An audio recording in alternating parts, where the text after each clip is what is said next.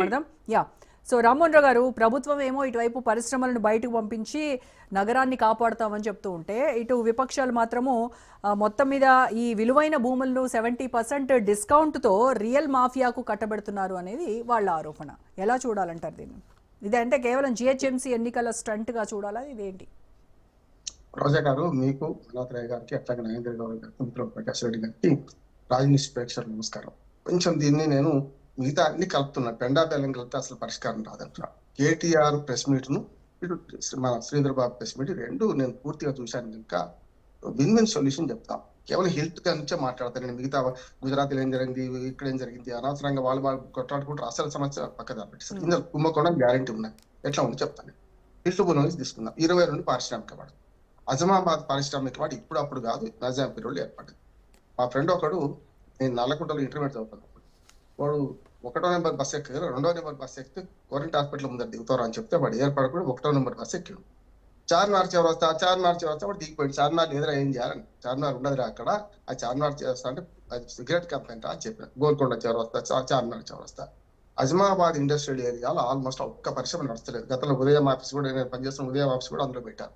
అంటే అజమాబాద్ ఇండస్ట్రియల్ ఏరియాలో శివరాంపల్లి కానీ, అటు పోతే కాటిదాన్ కానీ, ఇటు పోతే మన ఉప్పలు, మల్లాపూరు, ఐలా కిందకి వస్తాయి మనకు, జీడిమెట్ల, ఆఖరికి బాలనగర్ పక్కన హబీజ్పేట, ఇవి కాకుండా ఉన్నాయి. ఒక పాలసీ తీసుకున్నప్పుడు ఏం చేయాలంటే అన్ని పరిశ్రమలు తరలించడం అనేది దుర్మార్గమైన చర్య. ఇంతకుముందు ప్రకాష్ రెడ్డి గారు చెప్పినట్టు అన్ని పరిశ్రమలు తరలిస్తే కార్మికులు ఎక్కడికి పోవాలి, అసలు వీళ్ళకి పరిశ్రమలు జాగా పడిస్తారు, ఎక్కడిస్తారు, మళ్ళీ అక్కడ మొత్తం మాట్లాడండి. ఒక్క మాట, ఎందుకంటే మీరు అవినీతి ఉందంటున్నారు కదా, మీరు ఒక అడ్వకేట్, ప్రముఖ జర్నలిస్ట్ అంటే ఒక మాట అంటున్నా, రేపు మీరు వెళ్ళి ఈడీ కార్యాలయానికి, సిబిఐ కార్యాలయానికి వెళ్ళి ఫిర్యాదు చేస్తారా? చేయండి మరి, ఉత్తగా అబద్ధాలు చెప్పొద్దు. మీరు కూడా రాజకీయ నాయకులు లెక్క మాట్లాడితే ఎట్లా అండి? రాజకీయ నాయకులు లెక్క మాట్లాడితే ఆధారాలతో మాట్లాడిన అసలు అక్కడ ఒక్క నిమిషం రూఢి పరిస్థితి ఎట్లా అండి? మానవతరాయ్ గారు మాట్లాడివ్వండి, మాట్లాడిన తర్వాత మీరు ఒక్క నిమిషం. ఒక విశ్లేషకుడు నిర్ధారించకూడదండి, వాస్తవాలు చెప్పండి మీరు. రైట్, అదే మీరు కొంచెం బాగండి, మీరు ఫిర్యాదు చేయండి. ఒక్క నిమిషం మానవతరాయ్ గారు, ఒక్క నిమిషం ఆగండి. టీవీలో ప్రజల్ని తప్పుదోవ పట్టించడం కాదండి. ప్రకాష్ రెడ్డి గారు ఫిర్యాదు చేయాలా? ఒక్క నిమిషం రామ్మోహన్ రావు గారిని మాట్లాడివ్వండి దయచేసి. ఒక్క నిమిషం అండి, ఒక్క నిమిషం రామ్మోహన్ రావు గారిని మాట్లాడివ్వండి. ఒక్క నిమిషం ప్రకాష్ రెడ్డి గారు, మానవతరాయ్ గారు ఒక్క నిమిషం ఆగండి. మానవతరాయ్ గారు ఒక్క నిమిషం ఆయన మాట్లాడివ్వండి, కంప్లీట్ చేసిన తర్వాత మీరు మాట్లాడండి. అవినీతి జరగబోతుంది, జరగలే, ఇప్పుడు మొదలే పెట్టలే, ఇప్పుడు మొదలు మీరు చెప్పింది అది జరిగిన తర్వాత మాట్లాడండి. అంటే ఎలా జరుగుతుందో విశ్లేషకుడు నిర్ధారించొద్దు. ఒక్క నిమిషం మానవతరాయ్ గారు సంస్థ ఉండొచ్చు, పక్కన ఫామ్ హౌస్ పక్కన ఉండొచ్చు, దగ్గర ఉండొచ్చు. మీరు ఒక్క నిమిషం అండి మానవతరాయ్ గారు. మానవతరాయ్ గారు తీసుకోలేదు, ఆన్లైన్ లో పోలేదు. మానవతరాయ్ గారు ఒక్క నిమిషం అండి, ఒక్క నిమిషం అండి మానవతరాయ్ గారు, అవినీతి జరగడానికి స్కోప్ ఉంది, అవినీతి స్కోప్ ఉంది, ఎలా స్కోప్ ఉందో చెప్తున్నారు కదా, ఒక నిమిషం వినండి దయచేసి. విశ్లేషకుడు కూడా బొమ్మ బొరుసు లాగా మాట, నిజంగా తప్పు జరిగింది, అవినీతి జరిగితే జరిగింది చూపించాలి. జరిగేటువంటి ఛాన్సెస్ జరగకపోయినా అసలు అప్లికేషన్ లో తీసుకోలేదు, ఆన్లైన్ లో కాలేదు. ఒక్క నిమిషం అండి మానవతరాయ్ గారు, ఏ రకంగా అవినీతి జరుగుతుందో, ఎక్కడ స్కోప్ ఉందో చెప్తున్నారు కదా, వినండి దయచేసి. అసలు అప్లికేషన్ తీసుకుంటే జరిగినట్టు.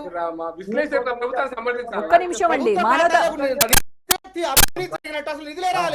మానవతరాయ్ గారు మాట్లాడివ్వండి ఒక నిమిషం. రామ్మోహన్ రావు గారు కాంగ్రెస్ ప్రభుత్వం మీద మచ్చయటానికి ఎంత కష్టపడినా, మీరు ఎంత ప్రతిభావంతులైనా ప్రజలు నమ్మరండి. ఓకే ఓకే, మరి ఇంకేం పక్కన ఉండొచ్చు, ఫామ్ హౌస్ దగ్గర ఉండొచ్చు, ఆయనతో సన్నిహితంగా ఉండొచ్చు, చక్కగా మాట్లాడొచ్చు. పాలసీస్ మీద మాట్లాడుతున్నారు. ఒక నిమిషం అండి మానవతరాయ్ గారు దయచేసి మీరు ఒక్క నిమిషం. మానవతరాయ్ గారు మీద ప్రభుత్వం మీద మచ్చ వేసే ప్రయత్నం చేస్తున్నారు. మానవతారాయ్ గారు అవినీతి జరిగితే నిరూపించండి. ఒక్క నిమిషం టైం ఇస్తారా మానవతారాయ్ గారు? చెప్తారండి మానవతారాయ్ గారు అర్థం పర్థం లేని విమర్శలు ఇదంటున్నా అబద్ధం ఆడటం కూడా చేతగాటం. మానవతారాయ్ గారు మానవతారాయ్ గారు బదలాయింపు జరిగి ప్రభుత్వ ఖజానాలకు డబ్బులు వచ్చిన తర్వాత ఎవరు భూములు బదలాయింపు అయిందో చూసిన తర్వాత నేరం రుజువైతది. అసలు రామోహన్ గారు ఒక్క నిమిషం నేర్చుకున్నారండి మీరు విశ్లేషకులు. మానవతారాయ్ గారు ఒక్క నిమిషం ఆయన్ని పూర్తిగా మాట్లాడండి. ఒక నిమిషం అండి. నాగేంద్ర గౌడ్ గారు మానవతారాయ్ గారు ప్రకాష్ రెడ్డి గారు కేంద్ర ప్రభుత్వంలో ఉన్నారు. సిబిఐ ఫిర్యాదు చేయమండి. కేటీఆర్ గారు సిబిఐ ఫిర్యాదు చేయమని ప్రజల్ని ఏ రకంగా కాంగ్రెస్ ప్రభుత్వం మీద బట్టగాల్చి మీద వేసే ప్రయత్నం ఇదంతా కూడా. ఒక్క నిమిషం మానవతారాయ్ గారు మీరు ఒక్క నిమిషం. రేవంత్ రెడ్డి నాయకత్వంలో ప్రభుత్వం ఆరోపణ కాదు ఫిర్యాదులు చేయండి. ఓకే వాళ్ళని చేత కాదు. మానవతారాయ్ గారు ఒక్క నిమిషం మీరు ఆగితే మాట్లాడతారు. మాట్లాడిన తర్వాత మీకు ఏమైనా అభ్యంతరాలు ఉంటే చెప్పండి. దయచేసి ఆగండి మీరు.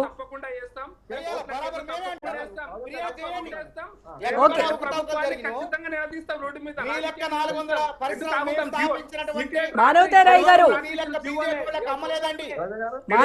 గారు మీరు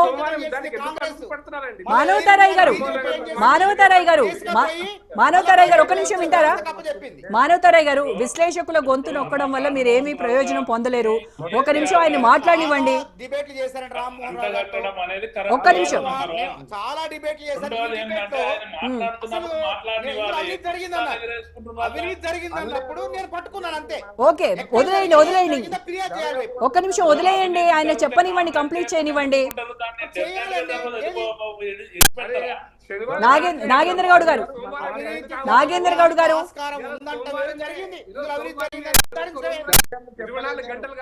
మానవతారాయ్ గారు టైం అంతా ఇలాగే ఆర్గ్యుమెంట్ తోనే అయిపోతుంది. మహారాష్ట్రలో బీజేపీ నాయకులు అమ్ముకున్నట్టు ఇక్కడ కాంగ్రెస్ నాయకులు రేవంత్ రెడ్డి సర్కార్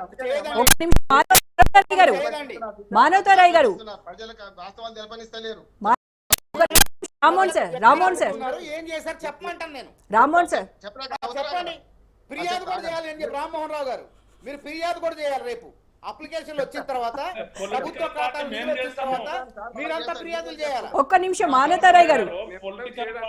మానవతారాయ్ గారు దయచేసి మోడరేటర్ చెప్తున్నది కూడా మీరు వినిపించుకోకుండా వన్ సైడెడ్ గా మాట్లాడితే ఎలాగా? ఒక్క నిమిషం వినండి దయచేసి. రామ్మోహన్ రావు గారు మాట్లాడండి. ప్రకాష్ రెడ్డి గారు ఒక్క నిమిషం అండి. దయచేసి మీరు ముగ్గురు మాట్లాడకండి. రామ్మోహన్ రావు సార్ మాట్లాడివ్వండి. రామ్మోహన్ రావు గారు మాట్లాడండి సార్. ఎస్ చెప్పండి. అవినీతి జరిగిందని చెప్పలేదు, అవినీతి జరగబోతుందని చెప్తాను అప్పుడే ఒక మాట చెప్తాను. ఇప్పుడు మొత్తం భూమి 10,000 ఎకరాలను కేటీఆర్ గారు అన్నారు. 10,000 ఎకరాలు కాదు 5,000 ఎకరాలే అన్నారు. నిజం. ఎందుకంటే ఈ పారిశ్రామిక ప్రాంతాలలో పొల్యూషన్ మీద నేను పురుషోత్తం రెడ్డి గారు గ్రీన్ పీస్ సంస్థతో కలిపి మీరు ఇవే చూస్తున్నారు. జన్నారం పటంచెరు ప్రపంచంలో అతి పెద్ద పారిశ్రామిక వాడు. అక్కడికి ఇప్పుడు చేసినాం, దట్టం బుద్ధి వచ్చినాం. మెడికల్ పరిశ్రమలు వాటి నీళ్లు ఇడుస్తుంటే ఇక అక్కడి నుంచి నా వ్యక్తిగతంగా మీరు మాట్లాడుతామని నేను వ్యక్తిగా మాట్లాడతాం. ఒకటి సమస్య. రెండోది ఏంటంటే ఇక్కడ హిల్ట్ అనే దాని మీద మాట్లాడితే కేటీఆర్ 10 లక్షల ఎకరాలు అన్నాడు. 9,750,000 ఎకరాలు. ఈయన ఏమన్నాడు 5,000 ఎకరాలు. 5,000 ఎకరాలైనా 10,000 ఎకరాలైనా అందుబాటులో ఉన్న భూమి అదే కదా. అన్ని పరిశ్రమలు తరలించాల్సిన అవసరం లేదు నెంబర్ 1. కానీ మూకుమ్మడిగా అన్ని % తరలిస్తా అంటున్నారు కదా. తరలిస్తే ఏమైందంటే ఇప్పుడు 100 కోట్ల రూపాయలు మీరు చూడండి. ఔటర్ రింగ్ రోడ్ అవతలకు పోయిన రోజా గారు 50 కోట్లకు తక్కువ ఎకరం లేదు. ఔటర్ రింగ్ రోడ్ అవతలకు పోతే కూడా మళ్ళీ ప్రభుత్వం భూములు తీసుకోవాలి, అగ్బక్క అంట పెట్టాలి. అదొకటి. రెండోది ఏంటంటే ఇక్కడ ఉన్న మొత్తం పారిశ్రామిక భూములు కనుక వీళ్ళు తరలించే ప్రయత్నం చేస్తే అప్పుడు ఏం జరుగుతుంది? విన్ సొల్యూషన్ చెప్తా అంటున్నాను. సొల్యూషన్ కూడా చెప్తా అంటున్నాను. ఒకటి జరిగేది ఏంటంటే ఉదాహరణకు అజమాబాద్ అక్కడ 150-200 కోట్ల రూపాయలకి ఎకరం ఉంటుంది. అదే కొంచెం కాటదానికి దూరం పోతే కొంచెం తక్కువ ఉంటుండొచ్చు. సుమారుగా 100 కోట్లు అనుకుందాం. ఈ 100 కోట్ల ఎకరం అంటే పంచపాండులు ఎంతమంది అంటే మంచం కోళ్ళ వాళ్ళని 4 అని 3 కొట్టేసి 2 వచ్చినట్టు 100 కోట్ల భూమి మనం చెప్తున్నాం. కానీ రిజిస్ట్రేషన్ బుక్ వాల్యూ 30 కోట్ల కన్నా ఎక్కువ లేదు. 100 ఉంటే 25% ఉన్నది. ఈ 25% లో గతంలో 3 జీవోలు ఇష్యూ చేశారు. అజమాబాద్ది, అట్లాగే మనకు బాలానగర్, హఫీజ్ పెద్ద జీవోలు చదివినవాడిని, నేను అడ్వకేట్ చదివినవాడిని. ఆ 3 చెప్తే 3 చేసింది ఏంటంటే ఆ జీవోలో స్పష్టంగా ఉంది ఏంటంటే బుక్ వాల్యూ మొత్తం 100% పారిశ్రామికవేత్తలు ఎవరైనా కట్టాల్సిందే. అప్పటికి రూపాయికి 2 రూపాయలకి ఎకరం ఇచ్చినా మీకు మీరు ల్యాండ్ యూజ్ వేరే మారుస్తా అంటున్నారు కనుక నాన్ అగ్రికల్చర్ ల్యాండ్ సెస్ కడితే నాలా కింద పర్మిషన్ తీసుకుని వ్యవసాయదార భూమిని వ్యవసాయేతర పరిశ్రమలు వ్యవసాయేతర అంశాలకు వాడతా అంటేనే అడవులు కట్టించుకుంటాం కదా, మనం 12% కట్టించుకుంటున్నాం కదా భూమి వాల్యూలో. అటువంటిప్పుడు ఇక్కడ ఎందుకు కట్టించుకోవద్దు అని చెప్పి 3 జీవోలలో స్పష్టంగా చెప్పింది ఏంటంటే ఒరిజినల్ గా రామ్మోహన్ రావుకి ఇచ్చిన భూమి.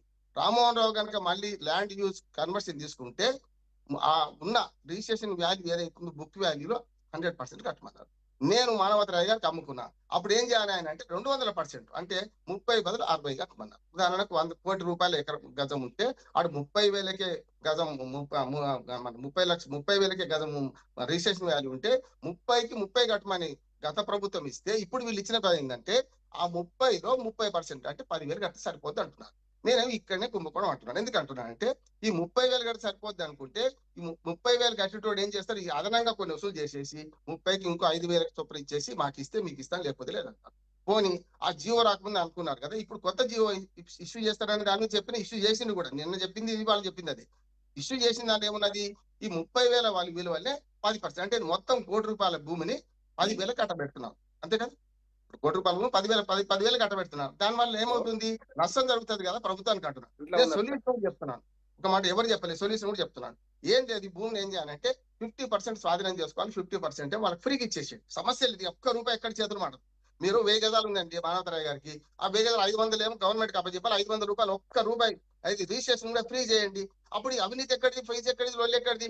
ఆ భూమిని ఏం ఇంకోటి చెప్తాను, ఈ భూమి ఇవాళ లంగ్ స్పేస్ లేకుండా అయింది, మీరు పోరాటాలు చేయలే. నేను మన ఎన్టీఆర్ గార్డెన్ ఇది ఎన్టీఆర్ మన ఉన్నది కదా మన ఇందిరాపర పక్కన 3 రోజులు నిరాదీక్ష చేసినాను. ఆ భూమి అంటే ఆ భూమి కట్టబెట్టడానికి వీల్లేదు, లంగ్ స్పేస్ లేదు. వెంగళరావు నగర్ పార్క్ కానీ ఇవాళ బ్రహ్మానంద రెడ్డి పార్క్ కానీ ఉండేప్పటికీ అటు ఉన్న లంగ్ స్పేస్ ఇక్కడ లేదు.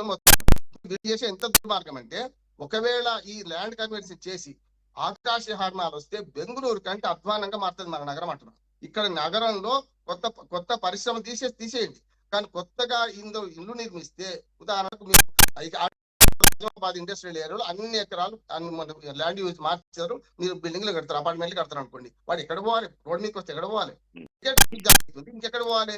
కనుక నేనేమంటున్నాను అంటే మీరు ల్యాండ్ చేంజ్ చేస్తే తప్పలేదు, కానీ 50% చేయండి. ఆ 50% ల్యాండ్ తీసుకోండి, దాన్ని స్వాధీనం చేసుకొని పార్కులు కట్టండి. మీకు బొందలగడ జాగలేదు, మన జూబ్లీస్ ఎన్నికలప్పుడు 2 ఎకరాల ముస్లింలకు బొందలగడ లేదంటే ఇచ్చిన లేనండి భూమి. ఇప్పుడు ఈ భూమిని ఏం చేస్తారంటే హాస్పిటల్ కట్టండి, విద్యాలయాలు కట్టండి, ఇతరత్ర గవర్నమెంట్ పార్కులు కట్టండి, లాంగ్ స్పేస్ పెంచే ప్రయత్నం చేయండి. మరి ఏ బేసిస్ పైన కాలుష్యాన్ని తగ్గించేటువంటి ప్రయత్నంలో భాగంగా హిల్టన్ తీసుకొచ్చామని చెప్తోంది సార్ కాంగ్రెస్ గవర్నమెంట్? అది తప్పు అంటున్నాను. అన్ని ఏం చేస్తున్నారంటే అపార్ట్మెంట్లు వస్తే ఆకాశ వస్తే ఆ వాటికి నీళ్లు ఎక్కడ నిప్పుడు ఎక్కడ రోడ్డు మీదకి ఎట్లా రావాలి, వాడు ఎక్కడ పోవాలంటున్నాను నేను ఒకటే పరిస్థితి. ప్రకాష్ రెడ్డి గారు కారణం కాదండి,